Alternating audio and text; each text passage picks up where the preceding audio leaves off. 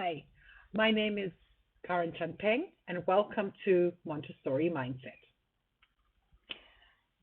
Today, we are going to talk about a question that I also often get asked, and that is what to do with children around 18 months, between usually 18 months and 2.5 years.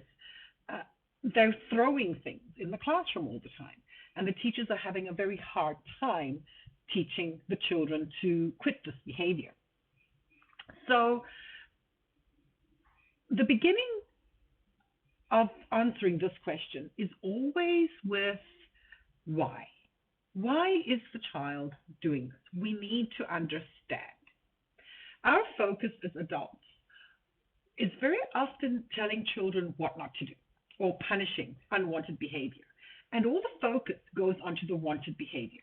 We spend so much time saying, don't do this, don't do this, don't do this. But what do we want them to do instead? We need to put the focus on the wanted behavior. An 18-month-old who's throwing things probably is genuinely not aware that they should not be throwing things. They genuinely don't know what they should do instead. When a child throws something and we say to them, don't throw it, they actually don't know what they should do instead. Can I jump on it? Can I use it to hit somebody? Can I bang it on the table?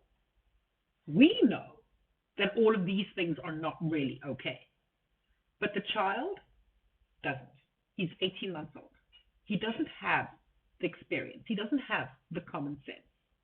He can't put those dots together yet.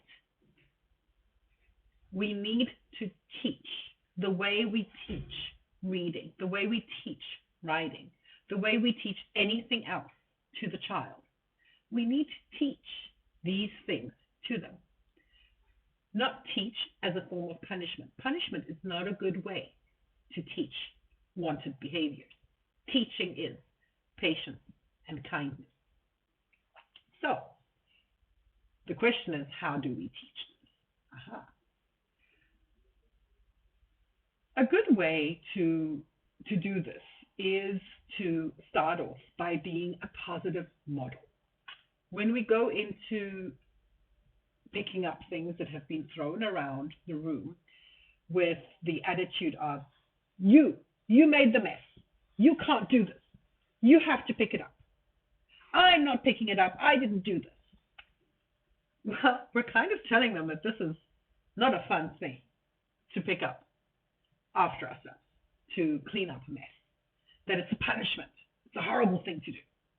So, right from the beginning, the child approaches tidying up their own mess as something they have to do, not something I get to do that, not something that's part of my game, part of playing with something. The packing away is just a part of the fun. No, it's a punishment. It's horrible. So we need to start by setting a good tone and a healthier relationship with the act of cleaning up. This is done by being a good role model. You go and say, oh, I see there's blocks. I'm going to pack up. Would you like to help me pack it away? And it's a genuine invitation. It's not a threat. The child actually does have the choice to say yes or no. And you start, and you can pack everything away, modeling it. Later on, you can call the child closer and say, we are going to pack away together. Give him one toy. You take one toy, pick up the toy, put it in the basket, on the tray, on the shelf, in the place where it belongs. Invite them to copy you. If they don't immediately, you can point and gesture.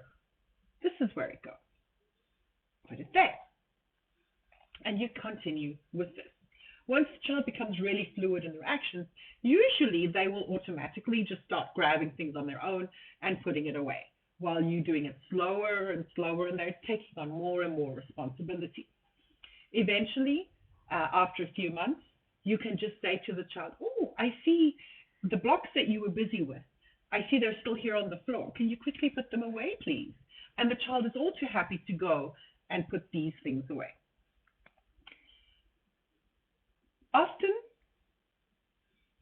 not usually, but at times, When you find children throwing things in the classroom, it can be actually a need that they are trying to meet. They actually would like to throw things. If you don't have a place in the room for children to throw objects, then you need to create one for that child. This is where observation is so important, to understand why this is happening. Is this happening because the child is getting pleasure from throwing things? If the child is getting pleasure from throwing things, then create a place where they can throw things. When you find a child throwing objects in the classroom, you can direct them to the place where they can throw things. The focus here, again, is on what they can do, not on what they can't do, what they can do. Now the child knows, I wanted to throw something, I'm going to throw things here. Another reason why objects can get thrown around in the classroom is a lack of respect for the material. Perhaps as a teacher, you have not introduced the child to things quite yet that are captivating and holding his attention. It might not be meeting the need of that child or the interest of that child. We really need to try and focus on meeting both. What is the need of the child and the interest? Put that together to create a good activity for children to do. Other times, children just haven't been taught yet. They might be at home and they might be seen as a little baby and everything's okay. I once, very beginning of my teaching career, I had a child and he was uncontrollable. And one day the parent very proudly said to me, oh, he was at Grand's house and Grand has all these little crystal or glass figurines and he would take these and he was throwing them down the stairs and breaking them. And Grand didn't mind because she doesn't like them in any case because she has them and people keep giving her more and more. They think she likes them, but she doesn't. This is a sign of a child who hasn't been taught to respect objects, where it's okay. So this is something we need to, when we see them throwing things, we need to teach them how to care for things and respect them.